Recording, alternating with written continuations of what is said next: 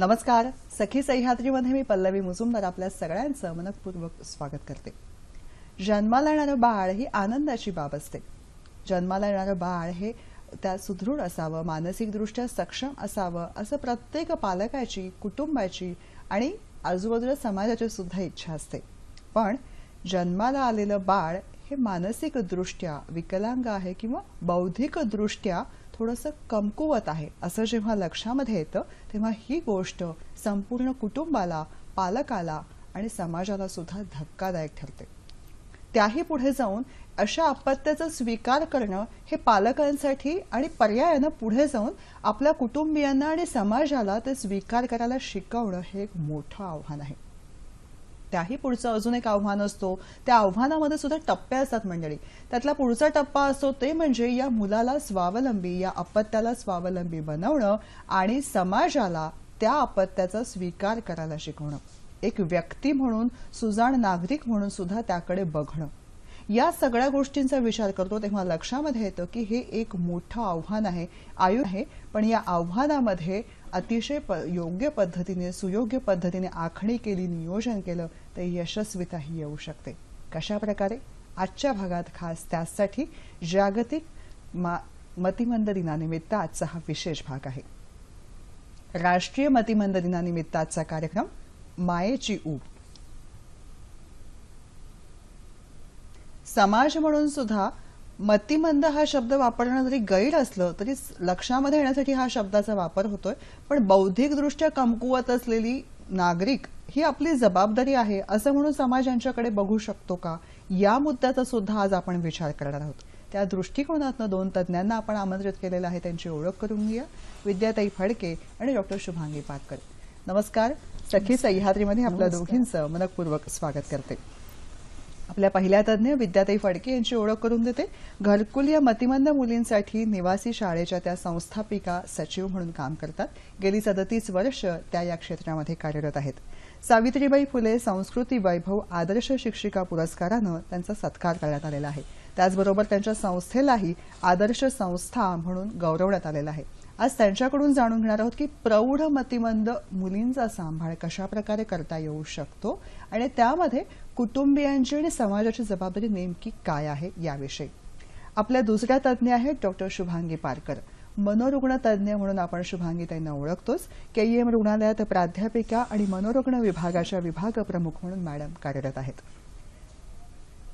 कार्यक्रमात आपला सहभाग मोलाचा आहे. संपर्कासाठी दूरध्वनी क्रमांक चटकन टिपून घ्या. ते आहेत असे 24908050 24988050. मुंबई बाहेरचे प्रेक्षक आणि मोबाईलवरून संपर्क साधताना 022 हा एसटीडी कोड आहे. छोटीशी विनंती, प्रश्न विचारताना टीव्ही सेटचा आवाज थोडासा कमी ठेवा जेणेकरून आमचा आवाज तुमच्यापर्यंत व्यवस्थित पोहोचू शकेल. त्याचबरोबर विषयाच्या अनुषंगाने नेमकी माहिती आम्हाला तुमच्याकडून हवी आहे तेव्हा नेमके प्रश्न आम्हाला तुमच्याकडून अपेक्षित आहेत. आपल्या चर्चेला सुरुवात करूया. सगळ्यात आधी शुभांगी मॅडम तुमच्याकडे येईल की मतिमंदत्व हा शब्द वापरायचा नाही म्हटलं तरी सुद्धा समाजामध्ये तो रूढ आहे म्हणून या शब्दाकडे मी येते की मतिमंदत्व म्हणजे नेमकं काय असतं. मुळामध्ये मतिमंदत्व म्हणजे इंटेलेक्च्युअल किंवा बौद्धिक विकलांगता असं आपल्याला म्हणता येईल. आपण त्यांना आता सर्वसामान्यपणे दिव्यांग म्हणावं असं आपल्या पंतप्रधानांनी सांगितलेलं आहे. तर भावनिक दृष्ट्या आपल्याला एक समज असतो, पण बौद्धिकदृष्ट्या वयानुसार प्रत्येक व्यक्ती ही अनेक टप्प्यातनं जात असते. आणि त्याच्यामध्ये कसं असतं की एखाद्या गोष्टीचं आकलन करायचं, ती गोष्ट समजून घ्यायची किंवा त्या गोष्टीचं कार्यकारण भाव समजायचा हे खूप महत्वाचं आहे. आणि हे करत असताना शिवाय आपण जगाशी रिलेट कसं करायचं, की समाजाशी आपण कसं जुळवून घ्यायचं, समाजातले अनेक प्रसंग आपण कसे समजून घ्यायचे आणि त्या प्रसंगाशी आपण दोन हात करायचे किंवा त्याच्याशी कसं ऍडजस्ट करायचं. सो एका बाजूला आपण कॉग्नेटिव्हली किंवा बौद्धिकदृष्ट्या समजून घेणं आणि दुसऱ्या बाजूला एक समाजाशी जुळवून घेणं किंवा सामाजिक गोष्टी हाताळणं आणि या सगळ्या गोष्टी ह्या वयानुरूपी विकसित होत असतात. आणि हे विकसित होणं जे असतं ना हे साधारणतः सर्वसामान्य माणसांच्या दृष्टिकोनातनं सामान्यपणे होत असतं. जसं की 90च्या पलीकडे जर IQ असेल तर आपण त्याला सर्वसामान्य IQ असं म्हणत जातो. पण 70च्या दरम्यान आला तर तो तो बॉर्डर लाईन असतो किंवा 20च्या खाली आला तर तो जबरदस्त त्याला मतिमंदत्व आहे असं आपण म्हणू शकतो. पण या सगळ्या गोष्टी या आपल्याला शिकवतात आणि आपलं बौद्धिक चापल्य म्हणा किंवा आपलं सामाजिक कौशल्य म्हणा याचा ते रूपक आहे बुद्धी म्हणून. आणि ते जर कमी असेल त्या वयानुसार किंवा तो बुद्ध्यांक जर कमी असेल तर त्याला आपण मतिमंदत्व हे सर्वसामान्यपणे लोक मतिमंदत्व म्हणून ओळखतात, पण ती इंटेलेक्च्युअल डिसॅबिलिटी आहे. येस, खरंय, महत्वाचा मुद्दा आहे तो. विद्याताई, तुमच्याशी बोलताना तुमच्या बोलण्यामध्ये एक सतत उल्लेख आहे आमच्या मुली. या आमच्या मुली हा जो उल्लेख आहे हा खूपच लोभस शब्दाचा वापर आहे, पण त्याचबरोबरीने बौद्धिकदृष्ट्या कमकुवत असलेल्या मुली सांभाळणं हे एक मोठं आव्हान तुम्ही घरकुल या संस्थेद्वारे गेली 40 वर्ष करत आहात. हे आव्हान नेमकं काय आहे आणि त्यांना सांभाळणं म्हणजे नेमकं काय असतं? आमची घरकुल परिवार ही जी संस्था आहे ना, ह्या आमच्या संस्थेमध्ये सगळ्या ॲडल्ट मेंटली चॅलेंज मुली आहेत, म्हणजे प्रौढ मानसिक अपंग मुली आमच्याकडे आहेत. काय असतं की जेव्हा कुटुंबामध्ये असं एखादं बाळ जन्माला येतं तेव्हा त्या कुटुंबाने खूप मोठे आघात सोसलेले असतात, त्यांना वाढवता नाही. आणि जेव्हा पालक हळूहळू मोठे होत जातात, वयस्क होत जातात, तेव्हा तशा ह्या मुली पण मोठ्या होतात. आणि मग या पालकांना आपल्यानंतर आपल्या या मुलींना कोण सांभाळणार, त्यांचं भविष्य काय, ही एक खूप मोठी समस्या त्यांच्यासमोर असते.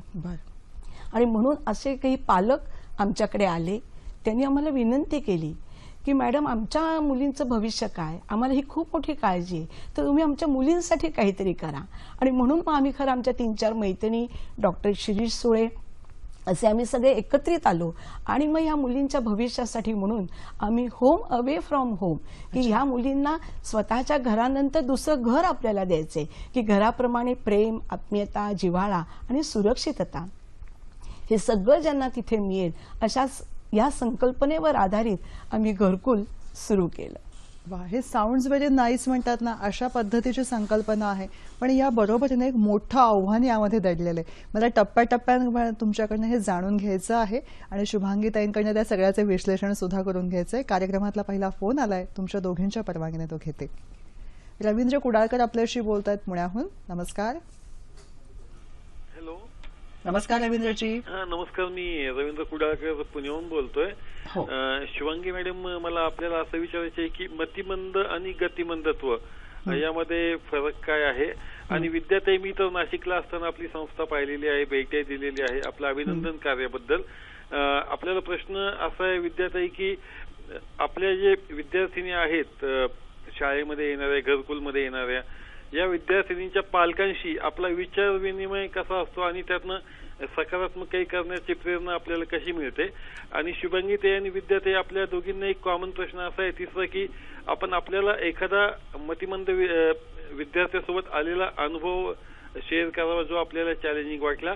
आणि सखी सह्याद्री वाहिनीला या कार्यक्रमाला एक विनंती करायची वाटते पल्लवीजी, की 17 सप्टेंबर नंतर आता जवळपास 2.5 महिने होऊन गेले, आपले जे फेसबुक पेज आहे ते नियमितपणे अपडेट केल्यास आम्हा श्रोत्यांना, प्रेक्षकांना बरे राहील. धन्यवाद. धन्यवाद रवींद्रजी. तुमचे सगळे मुद्दे सगळ्यांपाशी पोहोचलेले आहेत आणि तुमच्या सगळ्या मुद्द्यांना आपण टप्प्याटप्प्याने अवश्य मार्गदर्शन करूया. सगळ्यात आधी शुभांगी मॅडम, तुमच्याकडे मतिमंदत्व आणि गतिमंदत्व यातला फरक. मतिमंदत्व म्हणजे काय असतं की ब्रेनची किंवा बुद्धीची पूर्ण क्षमता कमी झालेली असते. आणि गतिमंदत्व म्हणजे आपण शिक्षण घेताना दे आर स्लो लर्नर्स. त्या या स्लो लर्नर्स मध्ये काय असतं की इथे आपल्याला एक विशेष महत्वाची गोष्ट करायला लागते की शैक्षणिक दृष्ट्या त्यांच्यामध्ये आपण त्यांची गती ही कशी वाढवता येईल किंवा त्यांची आकलन क्षमता कशी वाढवता येईल हे आपल्याला बघायला लागतं. पण मतिमंदत्व किंवा इंटेलेक्च्युअल डिसॅबिलिटीमध्ये साधारणतः आपण कुठल्या गटामध्ये ही मुलं मोडतायत हे बघून त्यानुसार आपल्याला साधारणतः प्रयोजन करायला लागतं की हे शिकू शकणारे आहेत का, किंवा बॉर्डर लाईन जर आहेत आणि बॉर्डर लाईन जर त्यांचा इंटेलेक्च्युअल कॅपॅसिटी असेल तर त्यांना आपल्याला शिकवता येईल. त्याच्यासाठी कदाचित स्पेशल स्कूल आहे किंवा स्पेशल शिक्षक आहे किंवा आई वडिलांनी स्पेशल धडपड केलेली आहे. या तिन्ही गोष्टी करता येतील. पण गतिमंदत्व म्हणजे स्लो लर्नर्स आणि त्यांना शिकवण्याकडे धडपड करणं हे खूप महत्वाची गोष्ट आहे. अच्छा, म्हणजे थोडक्यामध्ये त्यांना कुठल्या ना कुठल्या ऍक्टिव्हिटीज मध्ये अडकवणं असा मुद्दा येतो त्याच्यामध्ये. त्यांना ऍक्टिव्हिटीमध्ये अडकवून त्यांचं साधारणतः शैक्षणिक किंवा शिक्षण घेण्याची क्षमता वाढवणं हे खूप महत्वाचं आहे. पुढचा फोन घेते आणि बाकीच्या मुद्द्यांकडे वळते. भारत वावळ यांचा फोन आहे डोंबिवलीहून. नमस्कार. नमस्कार. बोला. नमस्कार मॅडम. माझा प्रश्न असा आहे की मतिमंद आणि विकलांग मुलं ही जन्मताच जन्म घेतल्यानंतर त्या बुद्धीने कमकुवत असताना त्यांना शिक्षण देणं, रोजगार संधी उपलब्ध करून देणं याकरता सरकारी माध्यमातून काही प्रयत्न केला जातो का? आणि त्याचप्रमाणे त्यांना सरकारी माध्यमातून सरकारी नोकऱ्यांमध्ये आरक्षण असू शकतं का? धन्यवाद. धन्यवाद. विद्यार्थी, मगाच्या मुद्द्याकडे मी म्हणेन की मुळात जेव्हा मतिमंद असलेल्या मुलींना वाढवायचं आहे, आव्हान आहे, पण जेव्हा अशा मुली येतात आणि असं आपण पकडायचं का की 3-4 वयाला कळलेलं असतं की बाळ हे मतिमंद आहे, तिथपासून ते 18 वर्ष वयापर्यंतची झालेली वाढ आणि 18च्या पुढे विद्यार्थ्यांकडे आलेली ती मुलगी, हे कसा प्रवास असतो हा नेमका? काय आहे, हा खूप प्रवास कठीण असतो. या सर्वात पहिली महत्वाची गोष्ट असते म्हणजे डॉक्टरांनी अशा तऱ्हेचं बाळ मानसिक अपंग आहे याचं निदान केल्यानंतर पालकांनी त्याचा ऍक्सेप्टन्स करणं, पालकांनी ते स्वीकारणं हे खूप महत्वाचं असतं. पालक जेवढे लवकर हे स्वीकारतील तेवढा त्यांचा पुढचा प्रवास हा सुखकर होतो. परंतु जर पालकांना हे स्वीकारण्यामध्ये उशीर झाला तर पुढच्या प्रगतीला सुद्धा थोडासा उशीर होतो. त्यामुळे हे निदान लवकर होणं आणि मग त्याच्यानंतर अशा ह्या विशेष पाल्याला त्याच्यासाठी जे जे काही आवश्यक आहे, उदाहरणार्थ अशा स्पेशल स्कूलमध्ये त्याला घालणं, त्याच्यासाठी आवश्यक असलेले जे उपचार आहेत, स्पीच थेरपी आहे, फिजिओथेरपी आहे, या अशा तऱ्हेचं किंवा काउन्सिलिंग आहे, ह्या सगळ्या इतर गोष्टी सुद्धा त्या पालकाला जेवढ्या मिळतील आणि त्याबरोबर पाल्याला त्या मिळतील तेवढी त्या बाळामध्ये प्रगती जास्त चांगली होते. आणि म्हणून मग त्याच्यानंतर आमच्याकडे तर मुली सगळ्या 18 वर्षाच्या नंतर येतात आणि मग ह्या मुलांना वाढवताना जर ह्या सगळ्या गोष्टी त्याला मिळाल्या तर तेवढी नक्कीच त्याच्यामध्ये चांगली प्रगती आपल्याला झालेली दिसून येते. पुढचा फोन घेते आणि पुढच्या मुद्द्यांकडे वळते. पांडुरंग बोलतायत आपल्याशी. नमस्कार. हॅलो. पांडुरंगजी चेंबूरहून. हा बोला बोला. नमस्कार मॅडम. बोला, प्रश्न विचारा. हॅलो. सलग प्रश्न विचारा. मॅडम आवाज नमस्ते म्हटलं. हो. हॅलो. नमस्कार. सलग प्रश्न विचारा. मॅडम, बुद्ध्यांक तपासण्यासाठी मतिमंद व्यक्तीचं म्हणजे काही शास्त्रीय मेडिकल तपासणी वगैरे काय आहेत काय अवेलेबल? चांगला मुद्दा आहे, तुम्हाला मार्गदर्शन मिळेलच. शुभांगी मॅडम, मगाशी फोन होता आणि त्यांनी म्हटलं होतं की मुळात मतिमंदत्व आणि त्याचबरोबरीने येणारा ताणतणाव या सगळ्याच्या बाबतीमध्ये कशा प्रकारे मापन काही करता येऊ शकतं का? वैद्यकीय चाचण्या काही आहेत का?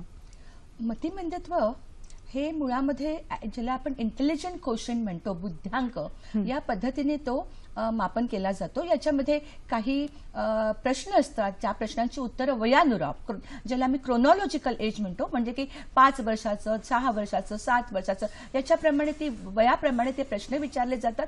प्रश्नांबरोबर काही कृती करायला लागतात की जो परफॉर्मन्स देत असतो आणि ह्या दोघांचं साधारणतः एकत्रित करत सरासरी करत ते बुद्ध्यांक देत असतात. आणि बुद्ध्यांकामध्ये कसं असतं की ग्रुप असतात की साधारणतः माइल्ड मेंटल रिटार्डेशन असेल किंवा कमीत कमी असेल तर हा मुलगा किती शिकू शकतो वगैरे अशा प्रकारच्या सूचना आपण देऊ शकतो. किंवा अगदी 20 पेक्षा खाली आहे आणि तो खूपच सिरियस मेंटल रिटार्डेशन असतं तर अशा मुलांना शिकवता येत नाही, तर या गोष्टींनुरूप आपल्याला साधारणतः सल्ले दिले जातात. पण हे केवळ बुद्ध्यांकापुरतं मर्यादित नाहीये, कारण बुद्ध्यांका कमी असलेली मुलं किंवा ज्यांचं बुद्ध्यांक कॉम्प्रोमाइज आहे ज्याच्यामध्ये अनेक मानसिक आजारही असतात. आणि साधारणतः कसं असतं की जसं ADHD आहे की जिथे त्यांचं कॉन्सन्ट्रेशन होत नाही, बुद्ध्यांक ही बॉर्डर लाईन मध्ये आहे आणि कॉन्सन्ट्रेशन होत नाही, त्याच्यामुळे मग आहे त्या बुद्धीपेक्षाही त्यांचा परफॉर्मन्स कमी व्हायला लागतो. आणि अशा वेळेला आपल्याला त्यांना जे मानसिक आजार आहे त्याची ट्रीटमेंट देणं आवश्यक आहे, जेणेकरून बुद्ध्यांक कमी आहे त्याही वरती जो कवच आहे मानसिक आजाराचं ते जर काढलं तर साधारणतः त्या बुद्धीचा परफॉर्मन्स आहे त्यांचा किंवा त्यांची जी तयारी आहे ती आपल्याला वाढवता येईल. आणि हे खूप महत्वाचं असतं, म्हणजे की साधारणतः आई वडील सांगतात की हा काही करत नाही किंवा हा प्रचंड मस्ती करतो आहे किंवा हा प्रचंड खोड्या काढतोय, तर हे जे खोड्या काढणं आहे किंवा हे प्रचंड मस्ती करणं आहे हा बुद्ध्यांक कमी असताना अजून एक ऍडिशनल मानसिक आजार आहे का हे पाहणं खूप महत्वाचं असतं. आणि या मुलांना हे आजार असतात. बरं. आणि बऱ्याच वेळेला ते साधारणतः सगळेच जण म्हणतात की बुद्धी कमी आहे, बुद्धी कमी आहे, म्हणून असं होतं. असं नाहीये. बुद्धी कमी असताना सुद्धा हे जर आजार आहे हे जर आपण ओळखले आणि त्याची ट्रीटमेंट दिली तर बुद्धी कमी म्हणून आपण जो परफॉर्मन्स पाहतो तो थोडासा वाढू शकेल. म्हणजे की त्यांच्या बुद्धीनुरूप तो येऊ शकेल. पण मग हे आजाराची ट्रीटमेंट देणं खूप आवश्यक आहे. मग यामध्ये ना मॅडम मला अजून एक गोष्ट स्पष्ट दिसते की संलग्न आजार असू शकतात. मग त्यावेळी तुम्ही मानसोपचार तज्ज्ञांकडनं पूर्ण आणि तज्ज्ञांकडून नीट तपासणी या दोन गोष्टीला प्राधान्य द्यायला पाहिजे. अगदी प्राधान्य द्यायला पाहिजे आणि पूर्णपणे म्हणजे की त्यांना दुसरी गोष्ट म्हणजे कसं असतं की एपिलेप्सी किंवा फिट सारखा जो आजार आहे तो सुद्धा आजार खूप महत्वाचा आहे आणि त्याची ट्रीटमेंट देणंही आवश्यक आहे. बरं, फिटच्या आजाराची ट्रीटमेंट देताना आपण कुठली औषधं देतो हेही खूप महत्वाचं असतं. कारण काही औषधांमुळे कधी कधी त्यांची मस्ती वाढायला लागते, त्यांचं हायपर ऍक्टिव्हिटी वाढायला लागते. मग ते सगळं बघून आज तर खूप खूप औषधं आलेली आहेत आणि आपण साधारणतः ती औषधं व्यवस्थित देऊन त्यांचं कॉन्सन्ट्रेशन कसं वाढता येईल हे आपल्याला बघायला लागतं. तर ADHD आहे, सायकोसिस आहे किंवा एपिलेप्सी सारखे आजार आहे किंवा या मुलांना इतरही मेडिकल आजार होत असतात. तर या सगळ्याची ट्रीटमेंट देणं हे खूप आवश्यक आहे. आव्हान आहे. आव्हान आहे. पुढचा फोन आहे उमा महाजन यांचा. नमस्कार उमाताई, बोला. हॅलो, मतिमंदत्व अनुवांशिक आहे का? आणि जे प्रसूतीच्या वेळी त्या बाळाला फॉस्फॅट लावल्यास ब्रेनला इजा लागून मतिमंदत्व येऊ शकतं का? वैद्यकीय प्रश्न आहे शुभांगी मॅडम तुमच्याकडे. मतिमंदित्व हे साधारणतः 3 प्रकारांनी येतं. पहिली गोष्ट, मूल पोटात असताना काही इन्फेक्शन झाले म्हणा किंवा लेड पॉयझनिंग, मेटल पॉयझनिंग झालं तर त्याच्यामुळे होऊ शकतं. डिलिव्हरीच्या वेळेला साधारणतः ते खूप महत्वाचं आहे की मुलाला साधारणतः ऑक्सिजनेशन किती झालंय किंवा इनफ ऑक्सिजन नाही मिळालं तर बऱ्याच वेळेला गुंतागुंतीचं सिझेरियन असू शकतं किंवा गुंतागुंतीची डिलिव्हरी असू शकते. तर अशा वेळेला त्यामुळे ब्रेन डॅमेज होऊन मतिमंदत्व येऊ शकतं. आणि या महत्वाच्या गोष्टी अशासाठी आहेत की आपल्याला साधारणतः नेहमी सांगितलं जातं की तुम्ही मूल पोटात असताना दारू पिऊ नका किंवा सिगारेट स्मोकिंग करू नका किंवा आपल्या आहाराची उत्तम काळजी घ्या, कारण मग तिथे न्यूट्रिशनल डेफिशियन्सी असता कामा नये. हे खूप महत्वाचं असतं. आणि जन्मल्यानंतर कधी कधी मुलांना जबरदस्त हेड इंजुरी होतं, लक्ष दिलेलं नसतं. मूल सोफावर ठेवून, छोटंसं मूल सोफावर ठेवून आई कामाला निघून गेली, ते मूल सोफ्यावरनं पडून त्याला हेड इंजुरी झालेली आहे. तर ही अशी प्रसूतीपूर्वीची, प्रसूतीच्या वेळी आणि प्रसूतीच्या नंतरची अनेक कारणं आहेत की ज्याच्यामुळे मतिमंदत्व येऊ शकतं. महत्वाचा प्रश्न, हे जेनेटिक आहे का? बऱ्याच वेळेला हे जेनेटिकही आहे. काही सिंड्रोम्स जे असतात साधारणतः बरेच सिंड्रोम्स आपण म्हणजे की सिंड्रोम्स म्हणजे की बरेच आजार आपण ओळखलेले आहेत की ज्याच्यामध्ये मतिमंदित्व हा त्याचा भाग आहे. आणि हे आजार जे आहेत हे जेनेटिक किंवा अनुवंशिकतेला निगडित आहेत. हा महत्वाचा मुद्दा आहे. विद्यार्थी, मगाशी आपल्याकडे प्रश्न आला होता, तो असा होता की मुळात त्यांना स्वावलंबनाची वाट जेव्हा दाखवायची आहे त्या दृष्टिकोनातून काही योजना आहेत का? याला मी थोडं जोडून असं घेईन की तुम्ही जेव्हा प्रौढ मतिमंदांना सांभाळता त्यावेळी त्यांना स्वावलंबनाचे धडे कशा पद्धतीने देता, या दोन्हीच्या दृष्टिकोनातून. आता घरकुलमध्ये सगळ्या प्रौढ महिला आहेत आणि त्यामुळे त्यांचं शैक्षणिक वय आहे ते संपलेलं आहे. मग ह्या मुलींचं करायचं काय? त्यांना काही नुसतं बसून ठेवायचं का? तर नाही. आम्ही इथे या सगळ्या मुलींना व्यवसाय प्रशिक्षण देतो. आणि मुख्यतः सांगते, जी ही सगळी मतिमंद मुलं किंवा मुली जे काही असतात ना मानसिक अपंग, ते छोटी छोटी कामं म्हणजे साधी साधी जी कौशल्य आहे ती खूप चांगल्या प्रकारे करू शकतात. म्हणजे सोपी पुनरावृत्तीची कामं जी असतात या सगळ्या मुली अतिशय चांगल्या प्रकारे शिकतात आणि करू शकतात. परंतु ह्याच्यासाठी त्यांना चांगल्या तऱ्हेनं ही कौशल्य शिकवणं म्हणजे व्यवसाय प्रशिक्षण देणं हे खूप महत्वाचं असतं. आणि व्यवसाय प्रशिक्षण दिल्यानंतर त्यांना त्या कामाची संधी उपलब्ध करून देणं हे खूप महत्वाचं असतं. आज मला तुम्हाला सांगायला आवडेल की पुण्याला एका कंपनीमध्ये अशी 55 मानसिक अपंग विद्यार्थी कामाला आहेत, रोजगार त्यांना मिळालेला आहे. आणि नॉर्मल स्केल प्रमाणे आज ते 8-10 हजार रुपये कमावत आहेत. त्यांना चांगली नोकरी आहे, चांगल्या स्केलवर ते कामं करतायत. इव्हन आमच्या घरकुलमध्ये सुद्धा ज्या या सगळ्या मोठ्या मुली आहेत त्यांनाही आम्ही विविध प्रकारचं व्यवसाय प्रशिक्षण देतो.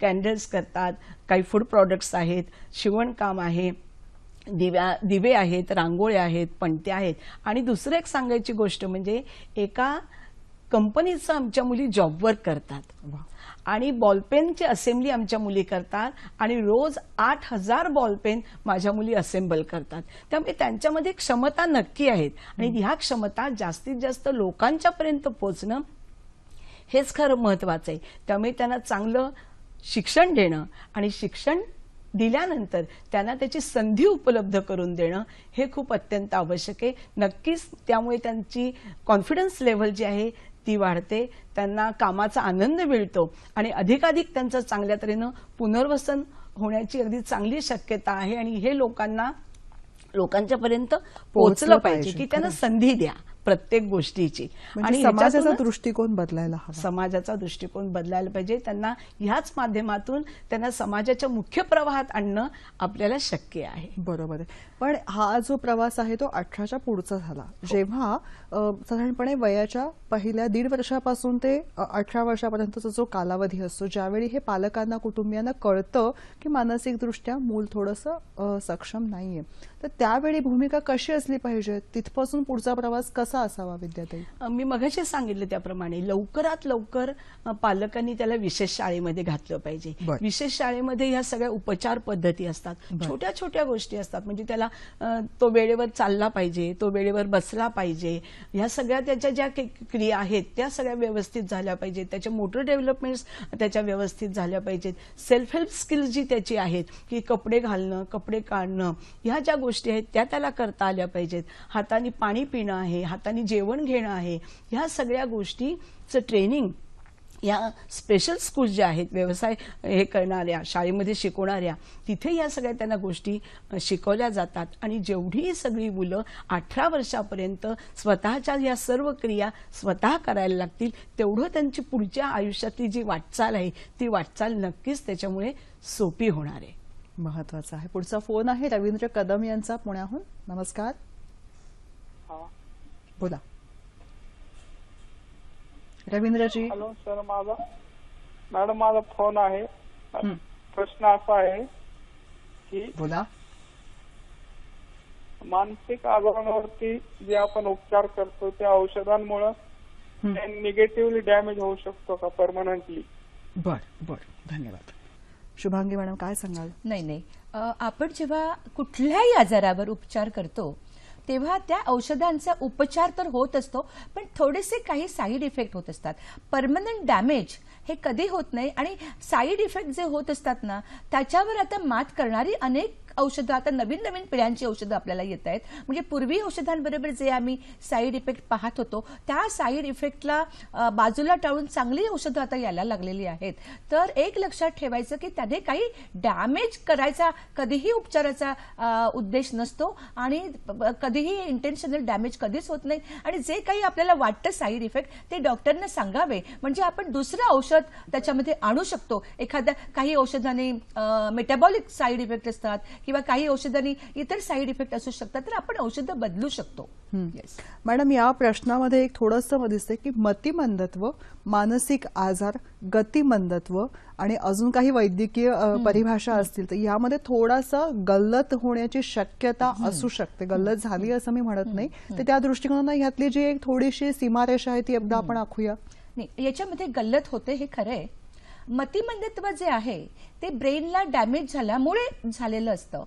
तर मानसिक आजार जे असतात ना, हे सगळ्या इतर आजारांसारखे असतात की ज्याचे पॉइंट ऑफ ऑनसेट असतो, एका सुरुवात होते आणि कुठेतरी डायबिटीस आहे जसा दीर्घकालीन असू शकतो, पण तो कुठेतरी सुरू होतो. तर हे खूप महत्वाचं असतं. तर साधारणतः मतिमंदत्व हे इनहेरिटेड ब्रेन डॅमेज आहे आणि मानसिक आजार जे आहेत हे कुठेतरी सुरू होतात आणि त्याच्यामध्ये साधारणतः रासायनिक बदल झालेले आहेत मेंदूमध्ये आणि त्याच्यामुळे ते व्हायला लागतात.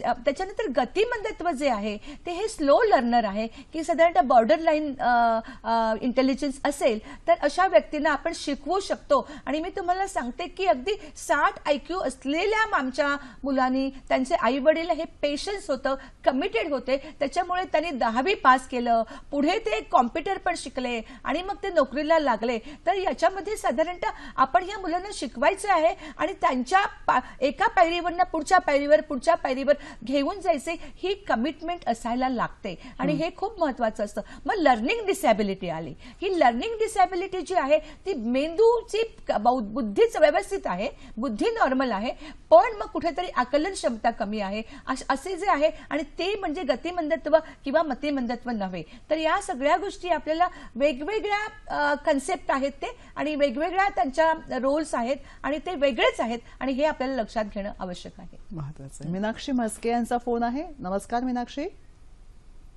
हॅलो मॅडम, बोला. मला तुम्हाला एक प्रश्न विचारायचे. मॅडम, मला 2 वर्षापूर्वी गर्भ राहिला होता. बरं.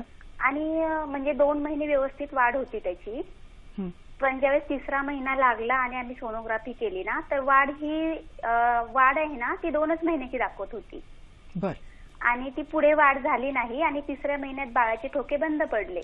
बरं. तर मग मॅडम म्हणले की ते गेलं, बरं झालं. नाही तर ते आपण बळत वाढवण्याचा जरी प्रयत्न केला असता तर ते म्हणजे मतिमंद वगैरे झालं असतं. उलट निसर्गाचा हा गर्भ खराब असेल तर तो निसर्ग स्वीकारत नाही. तर मग मॅडम मला आता बाळ, पण माझ्या मनात भीती आहे मला परत गर्भ राहिला तर मग तो गर्भ तसाच म्हणजे असं मतिमंद वगैरे होतोय की काय, असं होत असतं. असं नाही ना की दुसऱ्या ठेवल्यावर तसंच होईल वगैरे.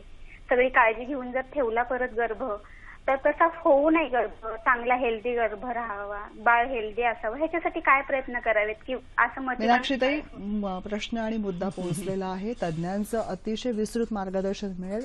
शुभांगी मॅडम, मगाशी फोन होता मीनाक्षी म्हस्के यांचा आणि त्यांनी असं म्हटलं होतं की एकदा गर्भ जो आहे त्याची वाढ न झाल्यामुळे तो हे करण्यात आला, त्याच्यानंतर पुढचा जो गर्भ आहे त्या बाबतीत त्यांच्या मनामध्ये भीती आहे. तर कसं काय मानसिक दृष्ट्या ह्याला अतिशय महत्वाचा प्रश्न आहे. कारण साधारणतः गर्भधारणे किंवा प्रेग्नन्सीच्या काळामध्ये मातेने उत्तम काळजी घेणं आवश्यक आहे. आता इथे जो गर्भ वाढला नाही, याच्या मागे काहीतरी मेडिकल कारण असू शकतं. आणि गायनेकोलॉजी जिथे तुम्ही जाता ते सगळ्या टेस्ट व्यवस्थित करतील आणि त्यावेळेला काहीतरी झालेलं असेल किंवा कुठेतरी सगळ्या टेस्टमधनं काहीतरी समस्या आलेली असेल, तर अशा वेळेला आपण दुसरा गर्भ जेव्हा आपण जर ठरवून ठेवणार असाल किंवा मूल हवं असतं प्रत्येकाला, तर अशा वेळेला अगदी पूर्णपणे गायनेकोलॉजिस्टकडे आपण पूर्णपणे सुपरविजन ज्याला असं म्हणतात, आणि त्यांना ही हिस्ट्री जेव्हा तुम्ही सांगता, तुमचं तेच गायनेकोलॉजिस्ट असेल तर त्यांना ती हिस्ट्री माहीतच असणार आहे आणि ते तुम्हाला पूर्णपणे ते स्वतःही काळजी घेतील, सगळ्या टेस्ट सांगतील आणि ते तुम्हाला काय काय काळजी घ्यायची हे सांगतील. पण मनामध्ये भीती ठेवू नका. ओके, काही गोष्टी ज्या असतात त्या मनामध्ये भीती न ठेवता तुम्हाला जर कळलं की तो गर्भ तेवढ्याच करण्यासाठी साधारणतः ॲबनॉर्मल झाला किंवा त्याची वाढ झाली नाही, पण तशी काही दीर्घकालीन समस्या नाहीये, तर हरकत नाही. पण डॉक्टरांचा सल्ला घेऊनच सगळं करा. म्हणजे की आपण एकच डॉक्टर तुम्ही ठेवलात आणि तुमचा त्याच्यावर विश्वास आहे, त्या डॉक्टरकडे तुम्ही जा, सगळ्या टेस्ट करायच्या आणि सगळ्या त्यांनी ज्या सांगितलेलं आहे ती सगळी काळजी व्यवस्थित घ्यायला हवी. बरोबर. विद्याताई, जेव्हा सर्वसाधारण मूल जे आहे ते वाढवायचं असतं तेव्हा त्याला सांगितलं जातं सकाळी उठायचे, दात घासायचे किंवा दिनचर्या जी आहे त्या बाबतीत एक वळण, शिस्त, संस्कार हे घरामध्ये केले जातात. आता थोडंसं वेगळं मूल जेव्हा असतं तेव्हा त्याला कशा पद्धतीने या सगळ्या गोष्टी वळण, शिस्त लावण्यात याव्यात? तुमचा अनुभव काय सांगतो? अगदी बरोबर तुम्ही मुद्दा काढलात. कारण ह्या मुलांना शिस्त आणि वळण लावणं खूप आवश्यक असतं, पण त्याचबरोबर ते खूप जडही जातं. बरेचदा काय होतं, आई वर्किंग असते आणि मग कामावर जायचं असतं, कुणाला वेळ नसतो आणि म्हणून मग अशा मुलाला पटापट आपण स्वतःच भरवून टाकायचं, कपडे घालायचे, अशा गोष्टी केल्या जातात. मग ते मूल शिकणार कसं? कारण ह्या मुलाला जास्त वेळ द्यावा लागतो. त्यामुळे ह्या मुलांना शिस्त लावणं, वळण लावलं. म्हणजे आमच्या घरकुलमध्ये तर जेव्हा सगळ्या मुली आल्या ना, तेव्हा सगळ्या मुलींना सकाळी 9-10 वाजता उठायची सवय होती. त्यामुळे पहिला टास्क आमच्यासमोर हाच होता की ह्या सगळ्या मुलींना सकाळी 7 वाजता लवकर उठायची सवय लावणं. त्याच्यानंतर स्वतःच्या हाताने व्यवस्थित स्वतःचे कपडे घालणं, स्वतःच्या हाताने जेवणं. आपण चहा किंवा दूध प्यायल्यानंतर आपला आपला कप आपण धुवून टाकणं. छोट्या छोट्या सवयी, छोटी छोटी शिस्त आहे की जे पालक लावू शकतात त्यांना.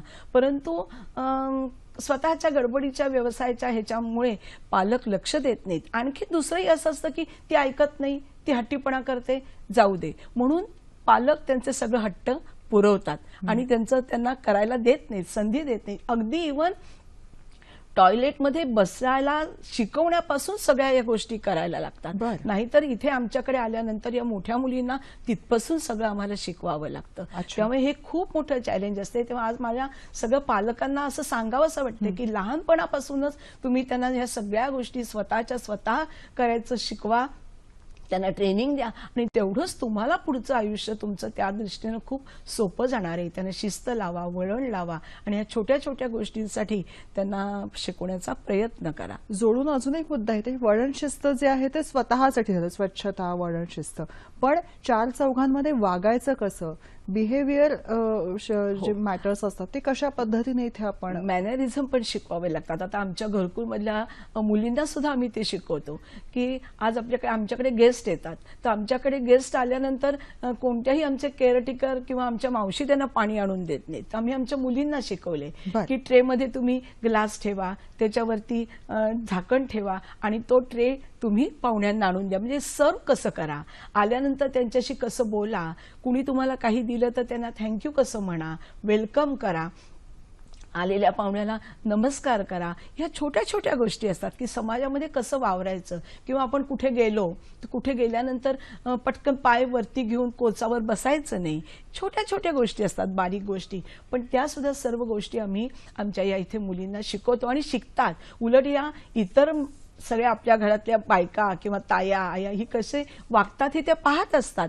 त्यामुळे ते सगळं करायला त्यांनाही आवडतं. परंतु घरी किंवा इतरत्र काय होतं, त्यांना संधी दिली जात नाही. नको तू नको पाहुण्यांना पाणी देऊस, तू सांडशील, तुला लोक हसतील, म्हणून संधीच त्यांना दिली जात नाही. तर मुलींना आपण हे शिकवलं पाहिजे. जाऊ दे त्यांना चार जणांच्या मध्ये त्यांना मिसळू दे. नॉर्मल लोकांचं पाहून सुद्धा त्या खूप शिकतात, अनुकरणाने सुद्धा खूप गोष्टी शिकतात आणि त्यांची करायची इच्छा असते. ते त्यांना आपण शिकवलं पाहिजे. मग यामध्ये अजून एक मुद्दा दडलेला आहे, तो म्हणजे रोजच्या रोज यांच्याशी संवाद कसा असला पाहिजे पालकांचा. कारण वयाने हे मोठे आहेत म्हणून मग कायमच त्यांच्याशी मोठ्यांच्या पद्धतीने संवाद साधावा तर कदाचित त्यांना समजेल उमजेल याची भीती. बरं, लहान मुलांच्या पद्धतीने संवाद साधला तर ते पुन्हा त्यांना आपण आणखीन लहान करत आहोत का अशी एक भीती. संवादाची पातळी कशी असावी. अगदी खरं म्हणाल तर जसं तुम्ही नॉर्मल मुलांशी वागता ना तसंच कायम त्यांच्याशी वागलं पाहिजे. काही गोष्टीमध्ये लाड सांगणं किंवा समजावून सांगणं आवश्यक असतं, परंतु जेव्हा इतर गोष्टी आपल्याला त्यांना शिकवायच्या आहेत तेव्हा जसं आपण नॉर्मल मुलांना ज्या पद्धतीने शिकवू तसंच शिकवलं पाहिजे. तर एक गोष्ट होते की काही काही गोष्टी त्यांना शिकवताना सोप्या पद्धतीने शिकवाव्या लागतात. म्हणजे आपल्याला शिकवण्याच्या ज्या स्टेप्स आहेत त्या थोड्या हळूहळू स्लो आणि वेगळ्या पद्धतीने शिकवावं लागतं. म्हणजे मी उदाहरण असं देईन की आता त्यांना काउंटिंग येत नाही आणि काउंटिंग आपल्याला मुलींना शिकवायचं आहे की 1 2 3 मोजायला. आम्ही एका कंपनीचं काम करत होतो, 1 ते 10 मोजायचे होते. तर कसं त्यांना शिकवणार, येतच नाहीये तिला, ती शिकूच शकत नाहीये. मग आम्ही काय केलं, एक छोटीशी पाटी घेतली, त्या पाटीवरती ऑइल पेननी लाईन्स मारल्या, 1 to 10 10 लाईन्स मारल्या आणि तू ते पेन प्रत्येक पेन एकेका रेघेवर ठेव. एकेका रेघेवर एक एक पेन ठेवल्यावर झालं ना काउंटिंग. ती 10 तू कलेक्ट कर आणि पाऊचमध्ये भर. त्यामुळे कोणत्या सोप्या सोप्या ट्रिक्स, कोणत्या उपायांनी त्यांना ती गोष्ट शिकवता येईल हे पाहून त्याप्रमाणे त्यांना शिकवलं पाहिजे. किंवा पेनला झाकण लावायचं, ते झाकण टिक आवाज झाला की ते बरोबर बसतं. हाताने प्रेस केला तर त्यांना कळत नाही. मग तू ते लावलंस की उलट कर की तो टिक आवाज येतो आणि तुला कळेल. तर मी छोट्या छोट्या या उपाय जे आहेत ते त्यांना सांगितले पाहिजेत. किंवा वारली पेंटिंग, आता माझ्या 4 मुली अतिशय सुंदर वारली पेंटिंग करायला लागलेल्या आहेत, पण त्याच्यासाठी स्ट्रेट लाईन, आडवी लाईन, गोल, त्रिकोण ह्या 4 गोष्टी आल्या की तुझं वारलीची बाहुली तयार होते. त्याप्रमाणे आता या माझ्या 4 मुली अतिशय सुंदर असं वारलीचे डिझाईन आणि पेंटिंग करायला लागलेले. ऐकायलाही छान वाटतं ना. आणि सकारात्मकतेची आशा नेमकी काय असते ती हीच असते की ह्यांना काही करता येतं. शुभांगी मॅडम, जेव्हा असं म्हणत असताना एक गोष्ट मनामध्ये येतं की त्यांना हळूहळू सांगितल्यावर त्यांना सगळं समजतंय आणि ते मुलं करायला उत्सुक आहेत, पण तरी सुद्धा समाजामध्ये यांच्या प्रती बघण्याचा दृष्टिकोन थोडा वेगळा आहे. ही मुलं केव्हाही आक्रमक होत आहेत किंवा या मुलांची सतत लाळ गळत असते असा काहीसा मनामध्ये ग्रह आहे समाजाच्या. त्या बाबतीमध्ये समाजाचं प्रबोधन तुमच्याकडून वैद्यकीय तज्ज्ञ म्हणून होणं आवश्यक आहे. खूप महत्त्वाचा गैरसमज आहे समाजामध्ये. पहिला गैरसमज आहे की या मुलांना संवेदना नाहीत, ओके, त्यांना काही कळत नाही. तर हे मुळामध्ये चुकीचं आहे. जसं मी तुम्हाला पहिल्यांदा म्हटलं की बुद्ध्यांक हा अनेक गटांमध्ये मोडलेला असतो आणि साधारणतः ज्याला माइल्ड मेंटल रिटार्डेशन आहे ती मुलांना कळतं की आपल्यावर कोण टीका करते किंवा आपला कोणी सन्मान ठेवत नाहीये किंवा आपल्याला कोण डिवचतंय, तर या गोष्टी आणि ते डिप्रेस होतात. म्हणजे की बऱ्याच वेळेला पालक सांगतात, आमच्याकडे घेऊन येतात की काल साधारणतः एका महिन्यापासूनच हा असा गप्प बसायला लागला, त्याच्या आधी किती उत्तम काम करत होता. तर अशा वेळेला काहीतरी कुठेतरी झालेलं आहे आणि या मुलांना साधारणतः रिजेक्ट केलेलं आहे, झिडकारलेलं आहे. तर हे असं होता कामा नये. आणि दुसरी गोष्ट महत्वाची की पालकांनी या मुलांचा बुद्ध्यांक नेमका कुठला आहे आणि त्या बुद्ध्यांकाप्रमाणे आपण त्यांना काय काय शिकवू शकतो. कारण काही जणांना आपण बाळबोध शिकवू शकतो आणि काही जणांना थोडं आणखीनही शिकवू शकतो. म्हणजे ते शिकू शकतात, त्यांना छान डेव्हलपमेंट त्यांची होऊ शकते. तर हे जाणून घेणं महत्वाचं आहे आणि त्यानुसार अगदी फ्रस्ट्रेट न होता, कारण पालकांनी निराश न होणं हे खूप महत्वाचं आहे आणि त्याच्यानुसार करून जायचं. कारण मला एक उदाहरण सांगावंसं वाटेल की त्या बाईदा हा एकच मुलगा आहे, पण त्या जेव्हा आजारी पडला तेव्हा हा मुलगा त्यांच्यावरती पूर्णपणे त्यांना खूप सगळं करून घ्यायचं. पण आई जेव्हा आजारी पडली तेव्हा या मुलाने त्यांचं जेवण देणं, त्यांना खाणं देणं आणि त्यांना पाणी देणं, तिची सेवा करणं, या सगळ्या गोष्टी व्यवस्थित केलेल्या आहेत. ओके, आणि ते त्याला पटलं, ते त्याला रुचलं. तर साधारणतः या मुलांना कमी लेखायचं नाही. दुसरी गोष्ट म्हणजे ही मुलं आक्रमक, अगदी खूप सिव्हिअर मेंटल रिटार्डेशन असेल तर थोडीशी सोशल जजमेंट नसते त्या मुलांना, म्हणजे की थोडंसं चिडवाचिडवी मुलांमध्ये चालते. पण मग ह्या मुलांना जनरली चिडवतात इतर मुलं जास्त आणि अशा वेळेला मग काय होतं की ते रिबेल होऊन जातात की मॉडरेट मेंटल रिटार्डेशन मध्ये ते रिबेल होऊन मग ते संतापाने काहीतरी करायला लागतात. आणि हा जो त्यांचा आक्रमकता असते हा त्यांचा स्वतःचा डिफेन्स असतो, कारण इतर मुलं त्यांना चिडवतात हे त्यांना पटत नाही. आणि त्याच्यामुळे साधारणतः ज्याला आपण सोशल स्किल म्हणतो त्या सोशल स्किलमध्ये कुठेतरी त्यांची आक्रमकता येते. तर आपल्याला हेही बघायला लागेल की ही मुलांना कुठेतरी कोणीतरी जास्त चिडवत नाहीये का. आणि तिसरी महत्वाची गोष्ट म्हणजे की या मुलांबद्दल ते सेक्शुअली त्यांना समज नाही आणि ते सेक्शुअली अटॅक करतात असं लोकांना वाटतं. हाही चुकीचा समज आहे. आणि या मुलांना सुद्धा सेक्शुअल एज्युकेशन हे त्यांच्या बुद्धीला पटना इतकं त्यांचाही तो हक्क आहे ते समजून घ्यायचं. कारण की कसं असतं की बऱ्याच वेळेला साधा हात लावून ते जातात, त्यांना कळतही नाही आणि मग अशा वेळेला एकदम ते झिडकारलं जातं किंवा त्यांच्याकडे वाईट नजरेने बघितलं जातं. तर या सगळ्या गोष्टी आपण टाळायला हव्या. त्याच्यामध्ये काही ठिकाणी सेक्शुअल डिसइनिबिशन किंवा सेक्शुअल समस्या असूही शकेल, पण मग अशा वेळेला डॉक्टरांकडे जाऊन सल्ला घेतलेला आवश्यक आहे. कारण उगाचच मग ते त्या मुलाला झिडकारणं किंवा त्या मुलाला शिक्षा देणं हे चुकीचंच आहे. तर या सगळ्या गोष्टी आपल्याला लक्षात ठेवायला पाहिजे की ती काही डेंजरस मुलं नाहीयेत किंवा ती सेक्शुअली वाया गेलेलीही मुलं नाहीत. त्यांच्यामध्ये कुठेतरी काहीतरी त्यांच्याही मनात चाललेलं असतं आणि ते समजून बिहेवियर थेरपी म्हणा किंवा इव्हन काही मुलांना आपण काउन्सिलिंग बोलू शकतो त्यांच्याबरोबर. त्यांनी काय करावं, काय चुकीचं आहे, काय चुकीचं नाही हे त्यांना उमगू शकतं जर त्यांची बुद्धीची लेवल तितकी कमी नसेल तर. तर आपण बोललं सुद्धा पाहिजे, संवाद साधला पाहिजे, कम्युनिकेशन स्किल त्यांचीही आपण त्याच्यामध्ये खूप लक्ष घातलं पाहिजे. कारण सोशल म्हणजे सामाजिक गुण, कौशल्य आणि संवाद कौशल्य यांचा त्यांना फार समस्या असते आणि त्याच्यामुळे कुठेतरी ते इतर लोकांकडनं त्यांना चिडवाचिडवी केली जाते. विद्याताई, जेव्हा आपण यांना वागवायचं कसं, वळण कसं लावायचं, शिस्त, या सगळ्या मुद्द्यांविषयी तुम्ही आम्हाला खूप छान सांगत आहात. पण या बरोबरीने महत्त्वाचा मुद्दा येतो तो म्हणजे दिनचर्येमध्ये आलेल्या गोष्टींना स्वीकारणं आणि समाजाने त्यांना स्वीकारणं. या दोन्ही गोष्टींशी तुम्ही कशा पद्धतीने, तुम्ही नेहमी आमच्या मुली, माझ्या मुली असं सतत म्हणत आहात, ही जी आपलेपणाची तुमची भावना आहे ती समाजामध्ये वृद्धिंगत कशी व्हावी, काय करता येऊ शकेल? समाजामध्ये तो वृद्धिंगत होणं आवश्यकच आहे. पण एक छोटंसं मी उदाहरण सांगते की माझ्याकडे एकाच कुटुंबामध्ये 3 मुलं अशी मानसिक अपंग आहेत. तर त्यातल्या 2 मुलांना आम्ही एका कंपनीमध्ये नोकरी लावली. तर 3 मुलं एका कुटुंबामध्ये असल्यावर खरोखरीच त्या कुटुंबाला भार म्हणून झालेली होती. परंतु जेव्हा त्यांना एका कंपनीमध्ये नोकरीला लावलं आणि ती दोन्ही मुलं आज 3-3 हजार रुपये कमवायला लागली, तेव्हा त्या आईचं वाक्य होतं की बाई खरंच ही मुलं आमच्या कुटुंबाला भार होती, पण आज तीच मुलं आज कुटुंबाची आधार झाली वा. आहेत. कारण त्यांनी मिळणारा 6,000 रुपये पगार बँकेमध्ये भरून त्याच्यावर कर्ज घेतलं आणि स्वतःचं एका खोलीचं घर त्यांच्यामुळे झालं. त्यामुळे कुटुंबाला भार असलेली मुलं ही आधार झाली आणि त्याच्यामुळे नॅचरली सगळ्या आजूबाजूच्या लोकांना हे कळलं. आम्ही ही एक मोठी न्यूज करून आम्ही पेपरमध्ये दिली. त्यामुळे लोकांचा सुद्धा पाहण्याचा दृष्टिकोन हळूहळू या मुलांच्याकडे पाहण्याचा दृष्टिकोन बदलू शकतो अशा ह्याच्यातून. तसंच आमच्याकडे ज्या मुली कामं करतात त्या मुलींना आम्ही हळूहळू या कामाचे, ज्या काही कामं करतात त्याचे थोडेसे पैसे द्यायला सुरुवात केली आणि मुलींना अतिशय प्रचंड आनंद झाला. तर एक मुलगी अशी होती की ती आई वडिलांची एकुलती एक मुलगी होती आणि ती बहुतेक घरी ऐकत असावी अशी वाक्य की ही एकुलती एक आहे, आता आम्हाला आमच्यानंतर कोण सांभाळणार, असे नेहमी आईवडिलांकडून ऐकत असेल. आणि जेव्हा आम्ही तिला हे पैसे द्यायला सुरुवात केली तेव्हा जेव्हा तिचे आई वडील भेटायला आले तेव्हा ती आपल्या आई वडिलांना म्हणाली, आता आई बाबा मी कमावती झाले आणि आता मी तुम्हाला सांभाळीन. आम्ही किती देत होतो? फक्त 200 रुपये.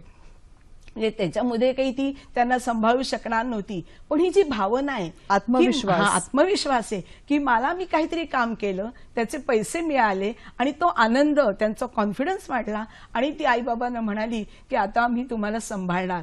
आणि खरोखरी सांगते त्या पालकांच्या डोळ्याला धारा लागल्या की, आणि त्याच्यामुळे समाजामध्ये सुद्धा हळूहळू जागृती होणं खूप महत्वाचं आहे. आणि त्याचबरोबर आम्ही आमच्या इथल्या मुलींना dance therapy, music therapy, yoga therapy आणि एरोबिक थेरपी देतो. आणि ह्या सगळ्या थेरपीचा त्या मुलींच्या व्यक्तिमत्व विकासासाठी, प्रगतीसाठी खूप चांगला उपयोग होतो. त्या ओपन होतात आणि त्याच्यामुळे एकंदर व्यक्तिमत्व डेव्हलप होण्यासाठी या सर्व जे उपचार आहेत, नृत्य, संगीत, एरोबिक, योगा, याचा खूप चांगला असा परिणाम झालेला दिसून येतो. आणि समाजाने त्यांना सन्मानाची वागणूक देणं, त्यांचा स्वीकार करणं आणि अशा तऱ्हेनं खूप आवश्यक आहे. यावर्षी नाशिकच्या 3 कॉलेजेसमध्ये माझ्या मुलींचे अर्ध्या तासाचे कार्यक्रम झाले आणि तेव्हा त्या कॉलेजच्या सगळ्या स्टाफनी, इतर सगळ्या मुलांनी जेव्हा पाहिलं की अरे ह्या मुली सुद्धा खूप चांगल्या तऱ्हेनं नृत्य करतायत, गाणं म्हणतायत, तेव्हा सगळ्यांना कळलं की ह्या मुलींच्या मध्ये सुद्धा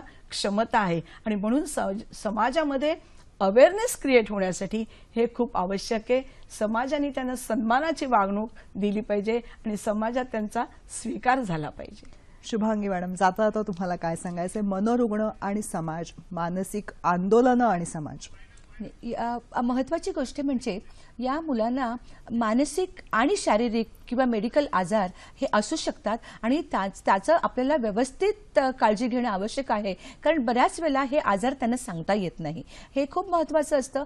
आणि दुसरी गोष्ट म्हणजे की चिडून, संतापून आणि रागावून या मुलांना बिहेवियर काउन्सिलिंग करता येणार नाही किंवा त्यांची बिहेवियर, त्यांना साधारणतः एक प्रशंसा करणं किंवा त्यांना शाबासकी देणं आणि त्यांच्याकडनं छोट्या छोट्या गोष्टी करत जाणं, हे ज्याला आपण बिहेवियर थेरपी म्हणतो, हे खूप महत्वाचं असतं. आणि हे रिवॉर्डिंग आहे. म्हणजे की हे आपल्या सगळ्यांना हे जेव्हा आपण करतो तेव्हा आपल्यालाही आनंद वाटतो आणि ही मुलं रमतात छान. मी तुम्हाला सांगू का, इतर सगळ्या मुलांपेक्षा या मुलांना प्रेमाची जाणीव पटकन होते आणि ती छान रमतात समाजामध्ये. तर आपण त्यांना ते खरंच प्रेम दिलं पाहिजे आणि त्यांच्याकडनं जीवन कला उत्तमपणे विकसित करून घेतली पाहिजे. मस्त. जीवन कला उत्तम प्रकारे विकसित करायला हवं, सकारात्मकतेने आणि आशेने त्यांना मुख्य प्रवाहात समाविष्ट करून घ्यायला हवं. कोणी? अर्थातच आपण, समाजाने. कसा वाटला कार्यक्रम नक्की कळवा फेसबुक आणि जीमेलच्या माध्यमातून. पत्ता असा आहे www.facebook/sakhisayhadri.dd आणि sakhisayhadri@gmail.com. तुमच्या प्रतिक्रियांची आम्ही वाट बघतोय, नक्की पाठवा. आणि तुमचे विषय, प्रश्न हे सुद्धा आम्हाला या पत्त्यावर नक्की कळवा. आपल्या दोघींचे मनपूर्वक आभार मानते. तुमचं काम दोघींचंही खूप मोठं आहे. मनपूर्वक सखी सह्याद्रीच्या टीमकडनं आणि सह्याद्री वाहिनीकडनं शुभेच्छा देते. धन्यवाद. नमस्कार.